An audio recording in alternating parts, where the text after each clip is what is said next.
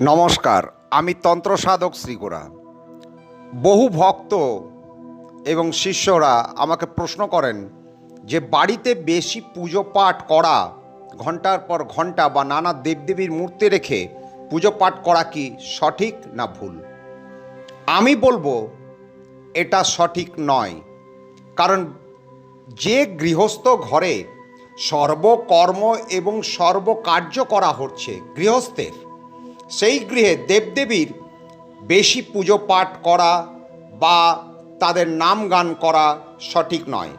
যদি একান্তই আপনার ভক্তি সেই মার্গে থাকে, আপনি নিকটবর্তী যে কোনো মন্দিরে গিয়ে আপনার পূজা পাঠ ক্রিয়াকলাপ করুন।